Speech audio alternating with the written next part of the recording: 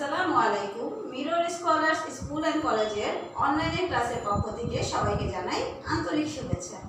আমি হাদিমা বিস। আজকে আমি নেব গ্রেড 1-এর বাংলা ক্লাস।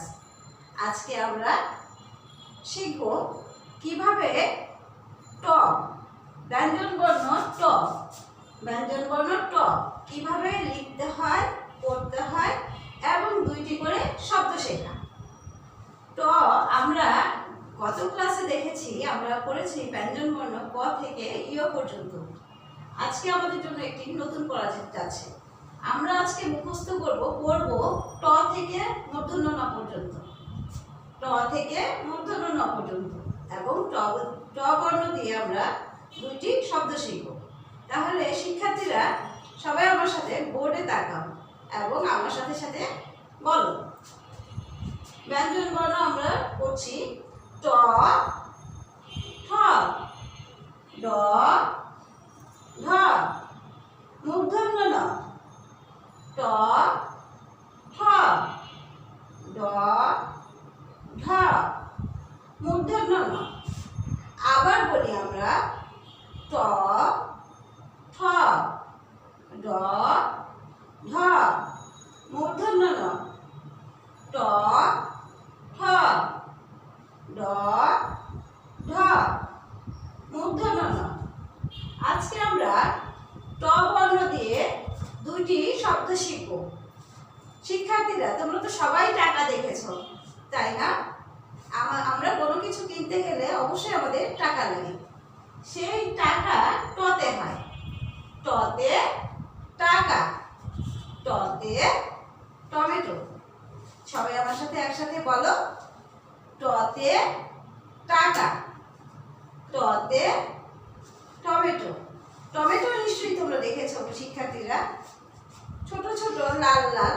আমাদের সালাদ খাই কিংবা আমরা তরকারিতে রান্না করি। মায়েদের কাছে তোমরা যদি জানতে চাও আমার টমেটো কোনটা, তাহলে হয়তো মায়েরা তোমাদেরকে দেখিয়ে দিবে টমেটো আসলে কোনটা।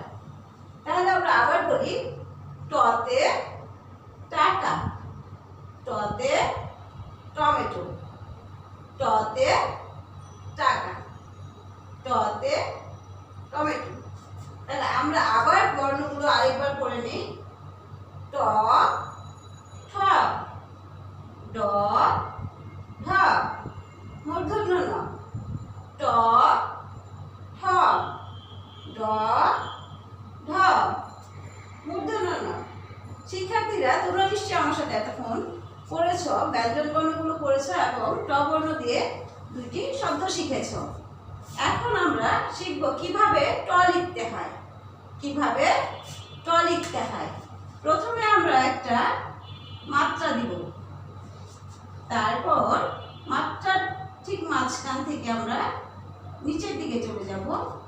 নিচের দিকে গিয়ে আমরা এইভাবে যেভাবে আমরা চ লিখতাম, নিশ্চয়ই চ লেখা তোমরা দেখেছ, মাত্রা দিয়ে এইভাবে করে এইরকম করে চ লিখতাম। আমরা সেই একই রূপে মাত্রা দিয়ে সোজা নিচের দিকে চলে এসে তারপরে এইভাবে উঠে একটা ছোট্ট গোল করে দিব, তারপরে উপরে দিব উড়ানি, তারপর আমরা উপরে দিব উড়ানি। হয়ে গেল আমাদের ট বর্ণ লেখা। আবার খেয়াল করো, প্রথমে আমরা দিলাম একটা মাত্রা, তারপর আমরা দিলাম নিচের দিকে, তারপরে এইভাবে দিয়ে এভাবে, তারপর আমরা দিব একটা উড়ানি। এই হয়ে গেল আমাদের ট বর্ণ লেখা। বাচ্চারা, ট লেখা কিন্তু খুব একটা কঠিন না। আমরা যেহেতু চ শিখেছি, এর আগেই আমরা চ শিখেছি, চ এর মতোই ট। সুতরাং আমি আশা করব তোমরা সবাই টটা লিখতে পারবে। তোমরা সবাই সিডব্লিউ খাতায় ট বর্ণটি লিখে ফেলো। ট বর্ণটি লেখা শেষ হলে আবার আমরা ব্যঞ্জন বর্ণগুলো পড়ে ফেলব। ট বর্ণটি তোমরা প্র্যাকটিস খাতায় অবশ্যই প্র্যাকটিস করবে। আজকে আমরা আবার পড়ব সেই তাই তাই ছড়াটি।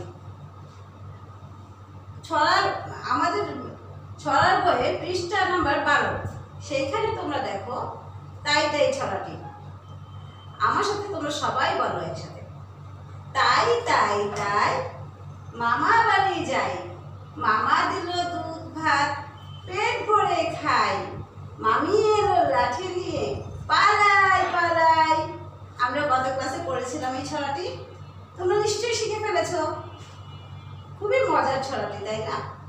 আমার সাথে তোমরা আবার বলো, তাই তাই তাই মামা বাড়ি যাই, মামা দিল দুধ ভাত পেট ভরে খাই, মামি এলো লাঠি নিয়ে পালাই পালাই। বাচ্চারা, আমি আশা করবো তোমরা অবশ্যই ছড়াটি শিখে ফেলবে।